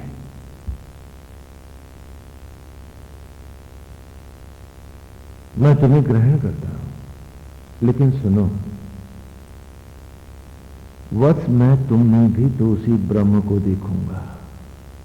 एको ब्रह्म द्वितीयो नास्ति। क्योंकि यदि मैं ही दो देखने लगा, शिष्य और ब्रह्म, तो मेरा भी तो सर्वनाश हो जाएगा। तो तुम गुरु मानते हो विनम्रता के साथ, ये तुम्हारी ग्राह्यता और जीवित होने का प्रमाण है, और ये सर्वथा उचित है। लेकिन मुझे तो प्राणी मात्र में गोविंद दिख रहा है, तो मेरे तो नारायण हो। ये यहां की गुरु शिष्य परंपरा गुरुकुल की रही। लेकिन दास्ता के अंतरालों में कौल भराना, कस्में खिलाना, डोरियां बांधना, क्यों? क्योंकि इसमें जब वो हमारा शिष्य बनेगा तो नियम पूर्वक चढ़ावा लाता रहेगा, खर्चा देता रहेगा, नहीं तो जरा ठाठ रहेंगे ना उस्ताद जी की, गुरु जी। तो ये एक नई परंपरा ने गुलामी के अंतरालों में जन्म पाया और दुर्भाग्य से ये दुर्गंध आज भी हमारे सभी धर्म गुरुओं और संप्रदायों में कायम है। जबकि ये भाव वेद और वेद काल के ऋषि का कदापि नहीं है। एक बड़ा ही मधुर भाव है और इसीलिए लीला कथाओं में भगवान श्री राम जहां जहां ऋषियों को प्रणाम करने जाते हैं, ऋषि भी उनकी आरती उतारते हैं। ये आपको दिखाने के लिए कि यहां ऊंचा नीचे की बात नहीं है। नारायण भी विनम्र है, क्योंकि विनम्रता ही ग्राह्यता का और सत्य का और जीवंत होने का प्रमाण है। तो इसलिए श्री राम भी प्रत्येक ऋषि के यहां जब जाएंगे तो उनको दंडवत करेंगे, प्रणाम करेंगे। और ऋषि भी जीवित है, वो मरा नहीं है दम्भ में, इसलिए वो भी उनकी आरती उतारेगा। जब भी बौनापन हमारे सर चढ़ता है तो हम सबसे ऊपर उठना चाहते हैं। हम भूल जाते हैं कि हम ऊपर उठने की कल्पना हमने कब आई, जब हमने माना कि हम घटिया हैं, नीचे हैं, इसीलिए तो ऊपर उठना चाहते हैं। बौने हैं हम। यदि हम मानते कि वो परम सत्ता मुझ में बैठी है तो हम किसी से नीचे नहीं थे, तो फिर उठने की बात क्यों की हमने? और यदि हम मानते कि वो परम सत्ता सब में बैठी है तो हम सत्ता से ऊपर कैसे उठ पाएंगे? नारायण तो सब में बैठा है। ये समभाव ही सामवेद है। और इस प्रकार गृहस्थ सामवेद में अपने को, अपने मन को पवित्र करता हुआ जब वानप्रस्थ धर्म को प्राप्त होता था तो उसका वेद था यजुर्वेद, जो यजन वेद है। कर्मकांड, नियम पूर्वक पूजा पाठ, व्रत, यज्ञ, हवन, ये सब कर्मकांड का जितना खंड है ये हमारा यजन वेद है। एक दूसरी दृष्टि दे रहा हूं, लेकिन ये मर्यादाएं महाभारत काल से पूर्व तक, ये यूं कहूं कि जब तक जम्बूद्वीप का हिस्सा भरतखंड रहा है तभी तक रही है। उसके उपरांत, विखंडन के उपरांत संस्कृति का विनाश हुआ, सीमाएं हो गई, सीमित हुए हम। पुनः महाभारत युद्ध के विभत्स मानव संहार में आया ये संपूर्ण भरतखंड, ये सारा उपमहाद्वीप। और उसके बाद फिर जहां जहां संस्कृति को जीवित रखने की, जहां जहां जो प्रकाश स्तंभ खड़े हुए, तो वो वही गुरुकुल की शिक्षा का सत्र आदि से अंत तक बनते चले गए। अन्यथा यहां यजुर्वेद हमारा वानप्रस्थ धर्म है, जहां पूजा है, पाठ है, कर्मकांड गृहस्थ में भी करता हूं, लेकिन वहां अभी निमित्त भाव है। और यहां पूर्ण भाव वानप्रस्थ में अब कर्मकांड है, अब भौतिक जगत निमित्त मात्र है। हां, तो इस प्रकार आगे जब बढ़े तो यजुर्वेद का जो अंतिम अध्याय है वो ईशावास्य उपनिषद के रूप में आप जानते हैं। वस्तुतः ये वेद का अंतिम अध्याय है, 40वां अध्याय। तो इससे जब आप बाहर आते थे तो ऋग्वेद का आरंभ होता था। ऋग, ऋत और ऋग, इन तीनों का अर्थ आत्मा है। आत्मवेद में आते थे कि अब जो कुछ है अपने आत्मा के प्रति है, और क्योंकि वो आत्मा सब में है इसलिए आत्मस्थ भाव से ही सबके प्रति है। यहां पूरी तरह से हमारा आत्मा के साथ अद्वैत है, ये ऋग्वेद है। और यहीं से फिर 5वां महावाक्य आता है, सोहमास्मि, इस ब्रह्मांड से ज्योति बनकर निकलने की बात है। तो इस प्रकार हमने देखा कि मन नहीं धुला तो हमने कुछ नहीं पाया। यदि हम अभ्यास करें पूरी ईमानदारी से, छोटे छोटे अभ्यास करें, जैसे गुरुकुल में बालक करते थे। मंदिर के रूप में हमने आपको पढ़ाया गुरुकुल में कि मंदिर क्या है, बच्चे का जो गुरुकुल में छात्र आया उसका रूप है। कि पलथी के जैसा ही हम चबूतरा बनाते हैं मंदिर का, फिर इस प्लेटफॉर्म पर बॉडी के ट्रंक के जैसा, धड़ के जैसा गोल कमरा रख देते हैं।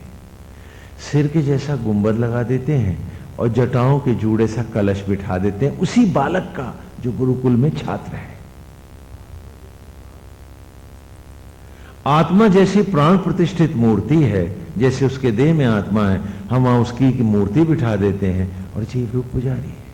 तो वहां वो बालक उस मंदिर में क्या करने जाते हैं? वो पूजा करते हैं, पाठ करते हैं, मंदिर को धोते हैं, लेकिन ये उद्देश्य नहीं है। उद्देश्य है कि इस मंदिर से स्वयं को पढ़ना, ऑटो सजेशन के द्वारा, स्व प्रेरणाओं के द्वारा अपने आप को धोना मांजना, इसी मंदिर की बातें हम भी कर सकते हैं कि सदा अपने को याद दिलाते रहें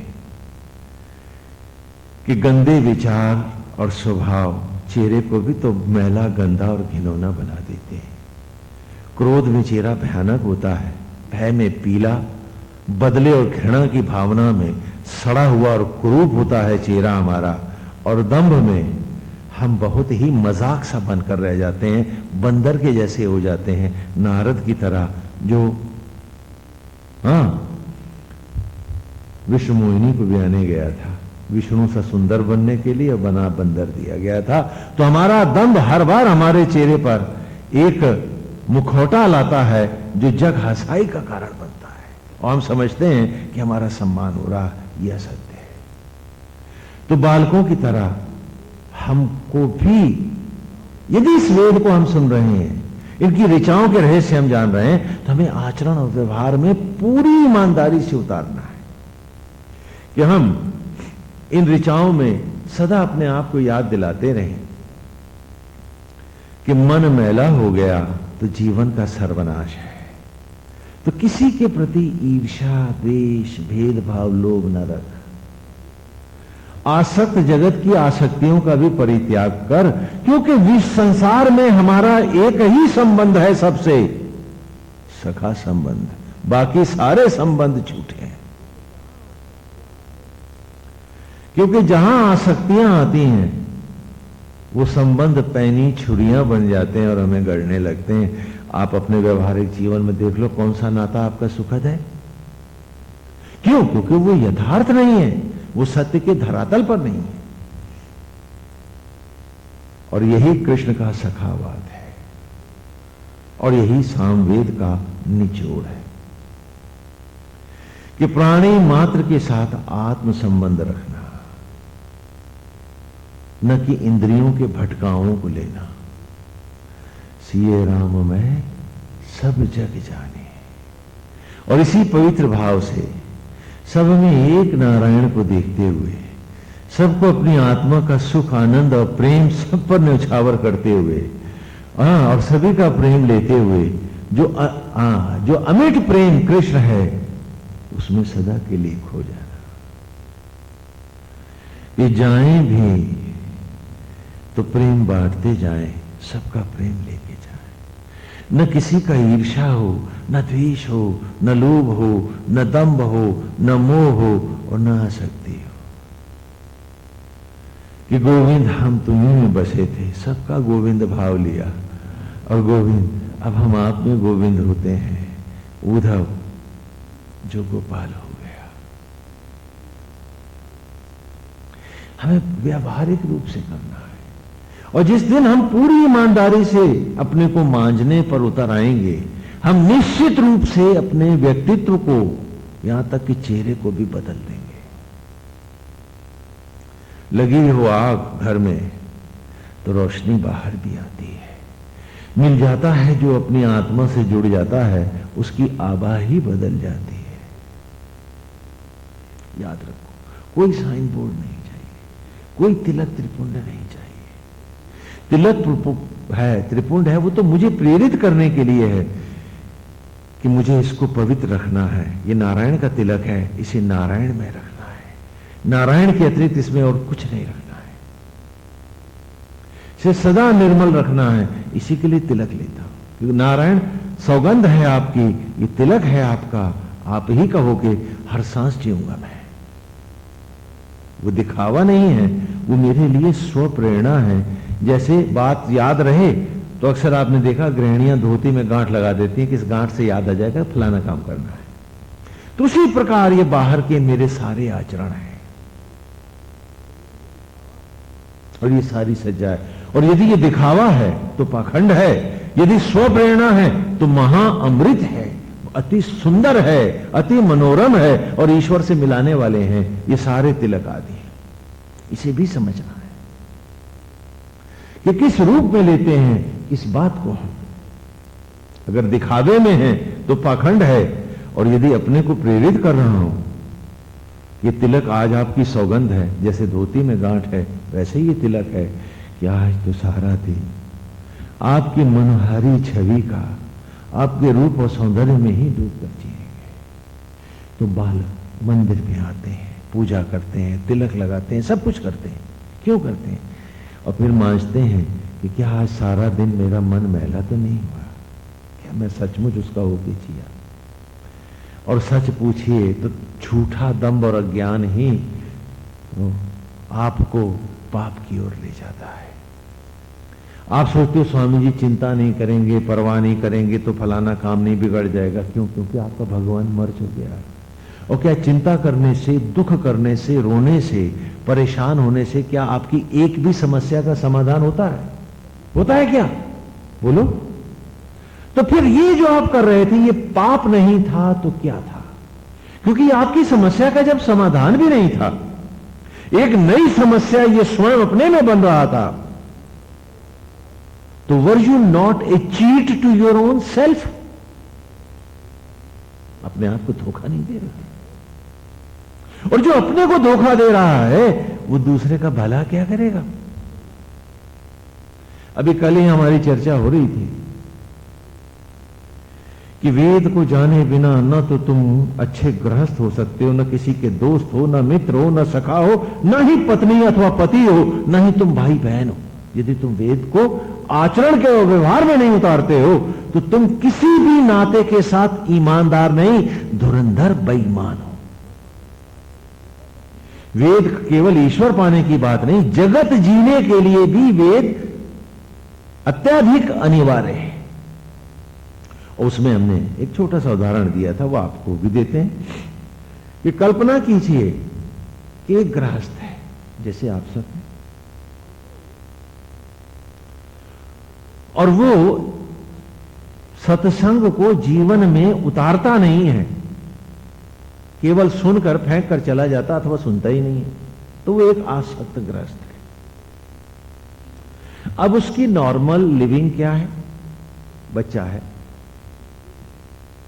बेटा है, पोता है, ग्रैंडसन है, जो भी है उसका बच्चा है, बहुत सख्त बीमार हो गया है, बहुत बीमार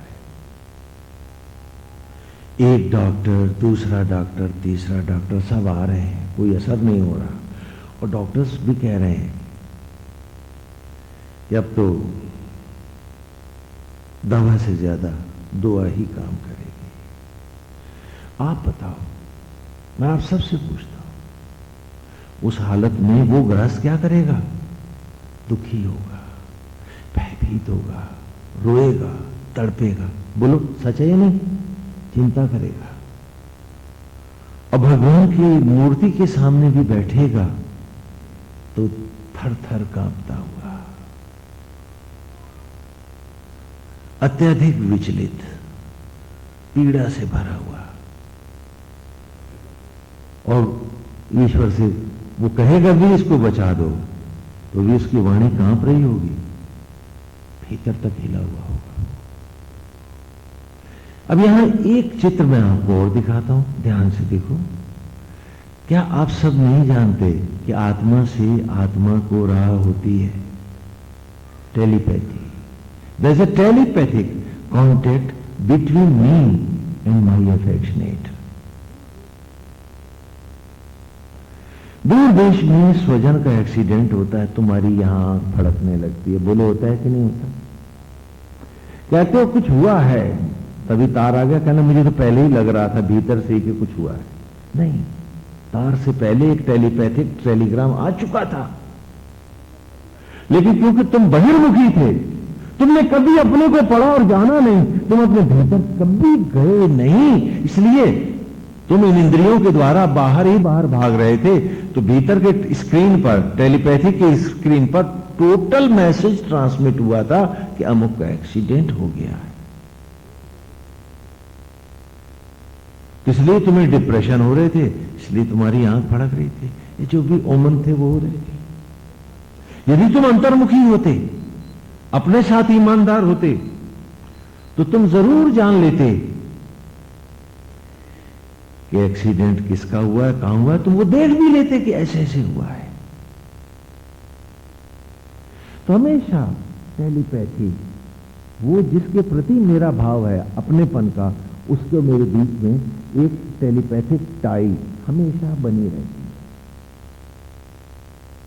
तो तुम भयभीत हो, अब बच्चे में आए दोबारा, वो भयभीत है, वो डरा हुआ है, वो कांप रहा है, वो रो रहा है, उसको पीड़ा ही पीड़ा है। तो सच बताओ, वो बच्चे को क्या दे रहा है? बड़े प्रेम से क्या दे रहा है वो? भय, पीड़ा, चिंता, आतंक, मौत का खौफ।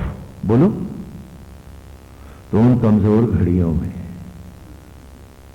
जबकि वो बच्चा बीमारी से, मौत से जूझ रहा है, तुमने बड़े प्यार से अपने बच्चे को ये पाप और दे दिया है, क्योंकि तुम वेद नहीं जानते थे, तुम गीता नहीं जानते थे, तुमने सत्संग को सुना था लेकिन जिंदगी में उतारा नहीं था।